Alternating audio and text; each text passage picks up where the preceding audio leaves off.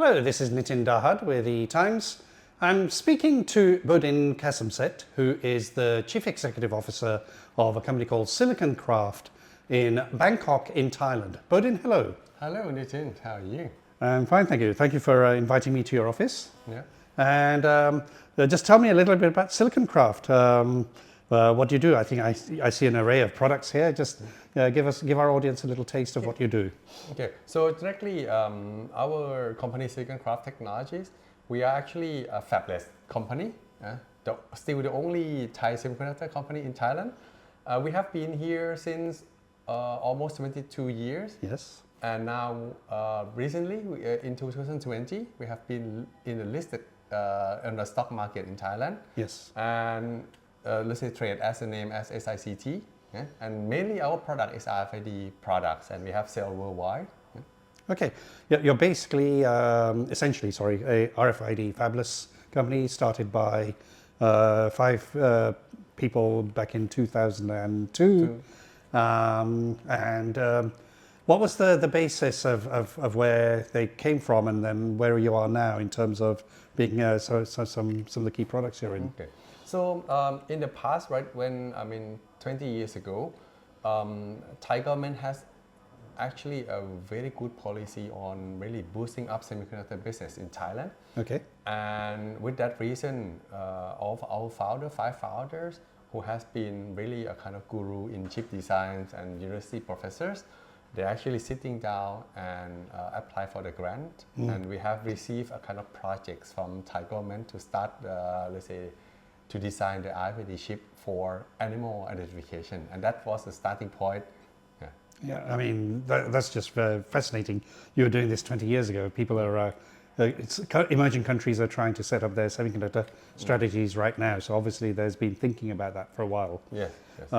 Now, I think animal ID is one of the big areas of your products. I think you told me 2024 sales, 57% of your revenue comes from animal ID products. Can you just explain exactly what they do? Okay, so directly, as you can see here, right, there are so many animal tag, right, depending on different size and different animal that you are using. Yeah. The product has been really using worldwide.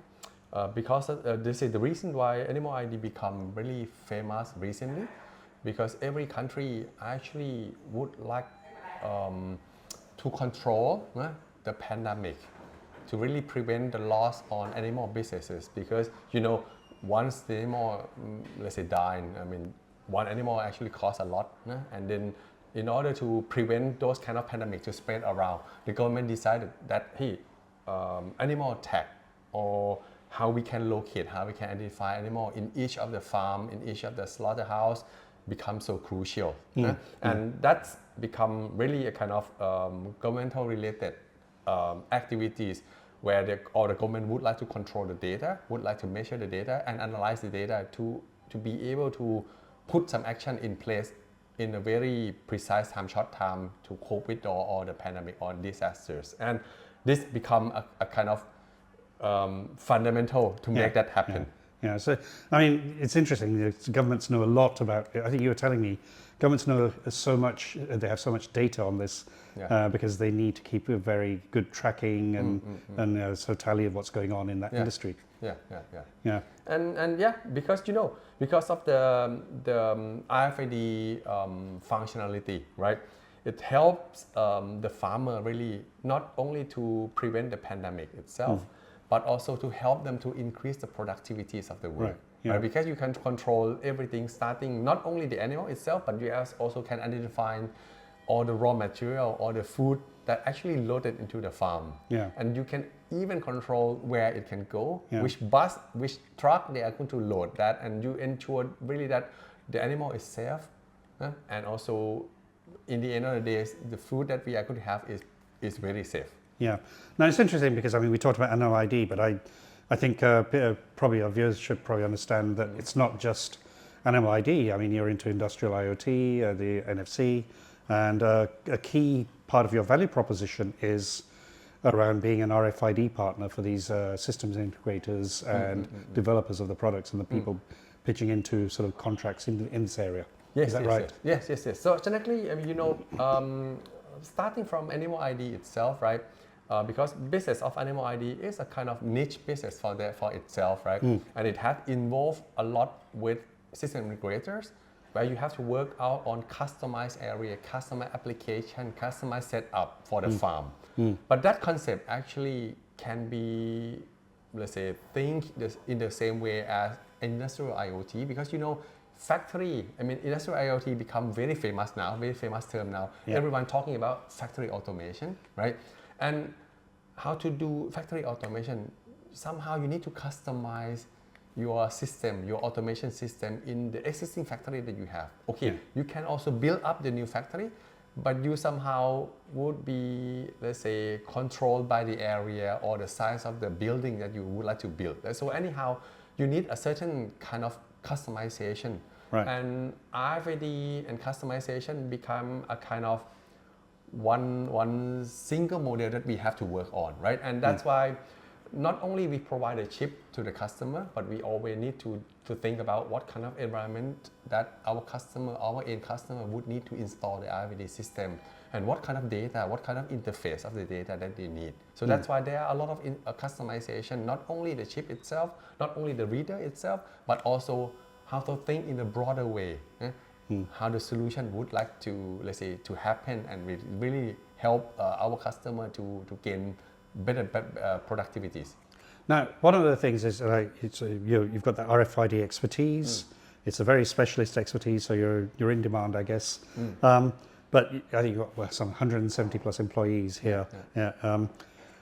How much of the ecosystem are you controlling? Because although you're fabless, actually you do a lot more within this building, but also within Thailand.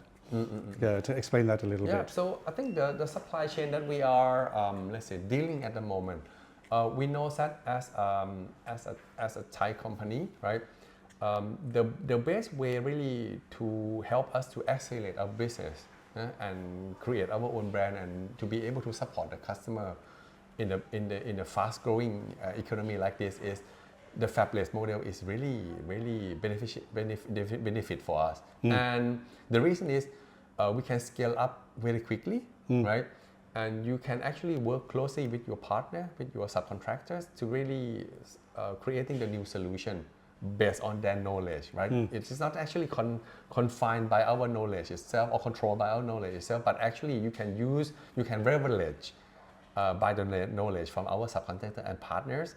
And in this way, right, for the supply chains of a fabless company, we have really enabled the way how we would support in any kind of situation or any kind of geopolitical requirements. For example, recently we have created a flow where we would support one of our customer who really would like to de-risk on dependency on a certain country in Asia, right? So we actually create the flow of supply chain so that we could supply without going into that countries. So we have actually, let's say, all the supply chain enabled really by using OSAT model or using wafer fab model or using fabless model at the end. Interesting.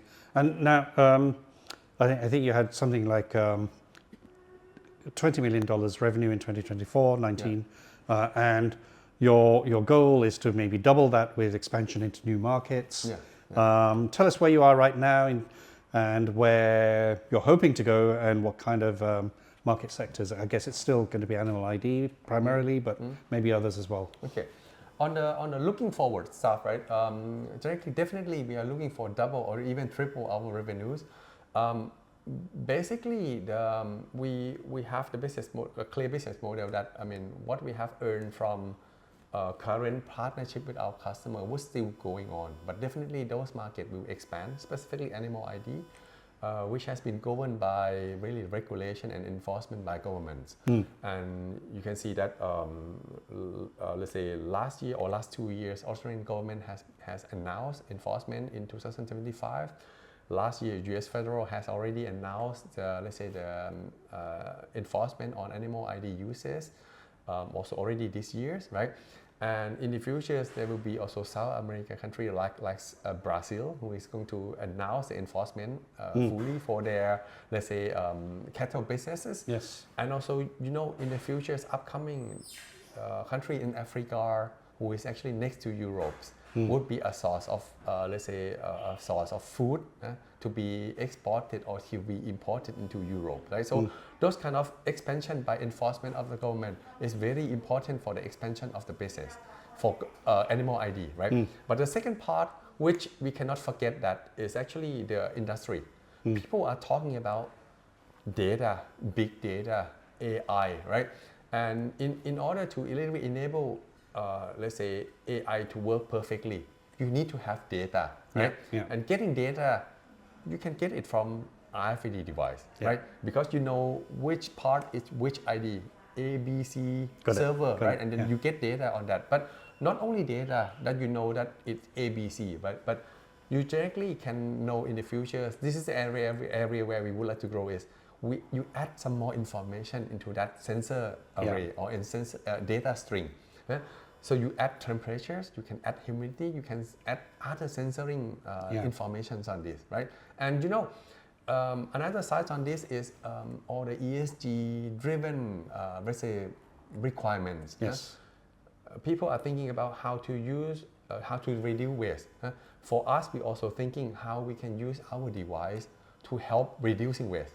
Okay. To replacing waste creation, to minimizing the waste, and those kind of ideas. For example, like people are talking about credit card, right? We also, let's say, using our chip, we also having our own, let's say, electronics, let's say, business card. So like this, you can tap information, and you get all information, including my telephone. You can also download my, let's say, company presentation. And you can, if you have this kind of business card, you can always update it by yourself. If you go to meet someone else, you can always upload other files, upload other information, or even change any kind of information securely by yourself. It just depends on cost economics, I guess, because at the end of the day, with business cards, it's got to be a certain price. It can be plastic. I make it look nicely, because generally you need only one. I put it in your pocket and people can tap it by the phone, right? For example. And as mentioned about new business, right? We are talking about putting sensor data with RFID, with radio frequency, let's say, connectivities. You can see that at the moment we have, let's say, this kind of strip. When you would like to measure your glucose in blood, right? You have this kind of strip, you put the blood onto it, you tap into this, right? And you put into the reader. Sometimes it's a little bit clumsy that you have the reader with different sides. And we are thinking about, hey, how we can, with the use of NFC in the phone, how can really we change the ecosystem or the, let's say, infrastructures of reading, sensing things. For example, you replace this one probably with just this antenna with the chip, small black dot inside, and the electrode of sensing area. Got it. Yeah. And this become a disposable sensor for you. Yes. And you don't need any reader because you have your reader in the pocket as your phone, right? Yeah. So you can control it. You can produce it in a very cheap way, and you can really somehow modify or customize what kind of sensor you want to detect. For example, this is actually the real, let's say, ecosystem or infrastructure for us that we build up for our customer or for our startup or university. So you only modify the material, the coating material that you coat it on the top of this sensing area. Right. For example, if you would like to measure glucose, you coat with other material. If you would like to coat, you would like to check, let's say, quality of water. For example, like drinking water, the saltiness, sweetness, bacteria in the water, or even other thing else, or even heavy metal in some industrial water, you can coat the different material, and then you use that drop, and then you detect it by your phone, right? And giving the real example that we have launched into the market, right? I mean, as a kind of starting example, we actually create a so-called water TDS sensor, which communicated perfectly with your phone. So you don't need battery into this. It's disposable, batteryless, wireless communicated. You can just simply tap your phone, drop the water, tap your phone. Within 10 seconds, you get already data that your water is clean enough to drink or not. So that's an example of real life that we are going to expand not only RFID, but also we will bring, let's say, other sensoring data together with wireless communication. Yeah. We are with our, let's say, own patents or IP. Yeah. Okay. Let's talk a little bit. So one of the things I think you mentioned was around keeping everything as much as you can in Thailand. Yeah. And although like your chip, the end customer chips are in specific the end customers in specific markets. Your chips are all over the world. Tell me a little bit about the whole Thailand landscape and the ecosystem for. Yeah. So I think overall, if you look in since 40 years ago, right? We first few company in other countries actually has been invested in Thailand, and the main part of semiconductor in Thailand until now is still very much on OSAT or assembly and test. So if you produce a chip from US or from Europe, you ship it to Thailand to pack, to assembly, and then to do the final test and ship the product back to the brand owner, right, or to the customer directly. Opportunity-wise, in Southeast Asia, especially in Thailand, there are a lot of opportunities for foreign company or foreign investor or even foreign semiconductor company to really thinking about Thailand to invest because electricity is good and very stable. Water quality is good. We have enough water for sure, right? And those kind of infrastructure is really important.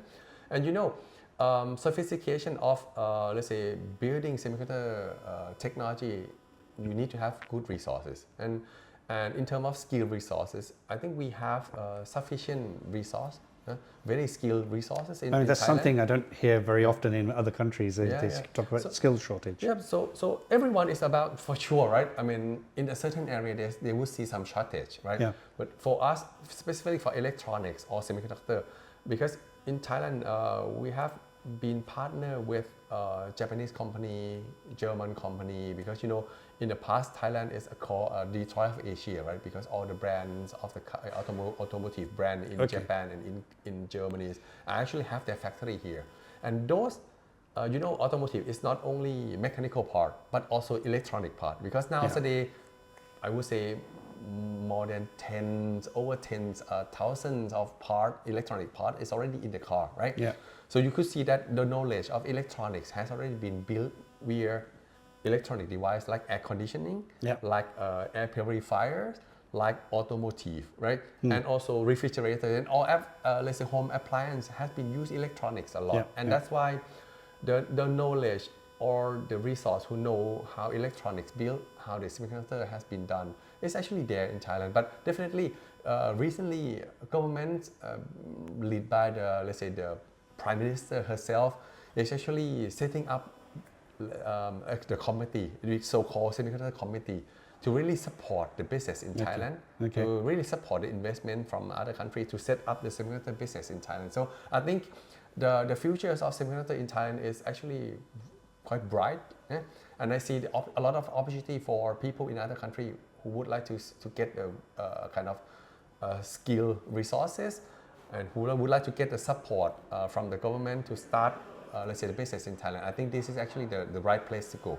All right. Yeah. Well, Bodin, thank you very much. Thank you very much. Thank you.